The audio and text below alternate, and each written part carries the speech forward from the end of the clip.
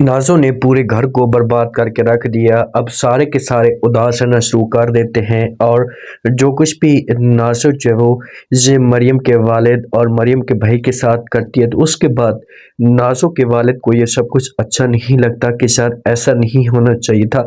इससे शर्मिंदगी भी बहुत ज़्यादा होती है। के बाद ये सारा का सारा जो कसूर होता है इसे अपनी बेगम के ऊपर लगा देता है कि ये सब कुछ बेगम की वजह से हुआ है। अगर बेगम जहाँ पर ठीक होती तो ऐसा कभी भी ना होता।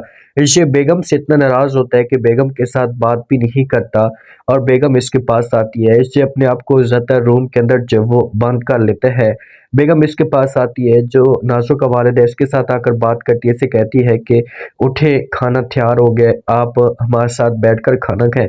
तो आगे से जब ये बात सुनता है नाज़ो का वालिद तो साफ अल्फाज में इनकार कर देता है, क्योंकि अगर माँ ठीक होती ना तो ये अपनी बच्ची को समझाने की कोशिश करती, प्यार के साथ बात करती कि आप जो कुछ भी कर रही हैं इसे आप गलत कर रही हैं, आपको ऐसा नहीं करना चाहिए, तो कभी भी ऐसा ना होता और सारा का सारा माहौल जो वो ठीक हो जाता। लेकिन आज जो कुछ भी इस घर के अंदर हो रहा है तो ये सब कुछ नाज़ो की वजह से हो रहा है और नाज़ो की माँ की वजह से हो रहा है। अगर नाज़ो ठीक है गलत कदम उठाती है, कुछ ऐसा करती है, तो माँ का हक बनता था कि ये बात करती है, इससे कहती कि आप जो कुछ भी कर रही हैं ये आप गलत कर रही हैं, आपको ऐसा नहीं करना चाहिए, तो फिर नाज़ो ठीक हो जाती। लेकिन जी और भी ज़्यादा इसकी फेवर में बात करती है और जी और भी ज़्यादा भड़काने की कोशिश करती है। लाज़मी तौर पर हालात और ज़्यादा ख़राब होंगे।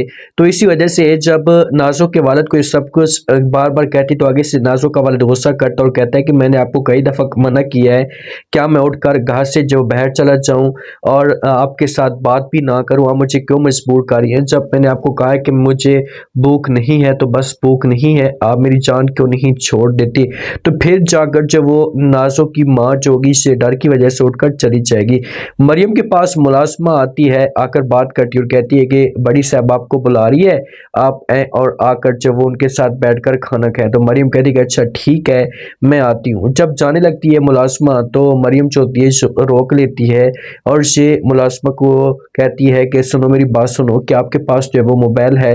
तो आगे से मुलाज़िमा जो होगी से कहेगी कि जी बिल्कुल मेरे पास मोबाइल है। देखिए कि मरियम की आंखें और इसके जो आंखों के अंदर आंसू हैं ये बता रहे हैं कि यहाँ पर इसके साथ बहुत गलत हो रहा है। मरियम ठीक है एक गरीब घराने की थी, लेकिन फिर भी उसको इस हिसाब से टॉर्चर नहीं किया गया, इस हिसाब से इसके ऊपर इल्ज़ाम नहीं लगाए गए जिस हिसाब से आज इसके ऊपर इल्ज़ाम लगाए जा रहे हैं। ये मोबाइल मांगती है तो लाजमी तौर पर अपने भाई परवेज़ के साथ, अपने वालिद के साथ बात करना चाहती होगी। दिल कर रहा होगा कि सर मैं अपने घर वालों के साथ बात करूं, उनसे हाल वाल पूछूं, मामलात पूछूं कि वो किस हाल में हैं।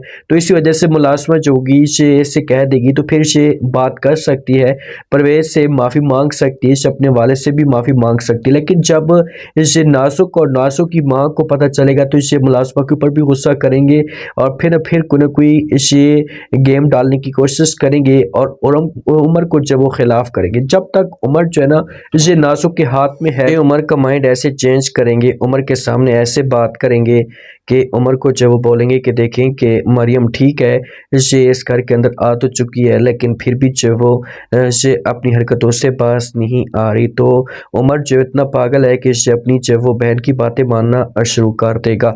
उमर मरियम के बगैर तो अधूरा है, लेकिन फिर भी ये इतने गरूर के अंदर होगा, इस डर के अंदर होगा कि ये नाज़ो की ही बात मानेगा। हाँ, जो नाज़ो का वालिद है इस मामले पे इसे एहसास हो चुका है कि यार मेरे दोस्त के साथ ये सब कुछ गलत हुआ है, मैं अपने दोस्त को ऐसे शर्मिंदा ना ही करता तो अच्छा होता, और ये जाकर एक दफ़ा ज़रूर बात करेगा और माफ़ी भी जो वो मांगेगा अपने दोस्त से कि जो कुछ भी हो इससे गलत हुआ, मुझे प्लीज़ माफ़ कर दें।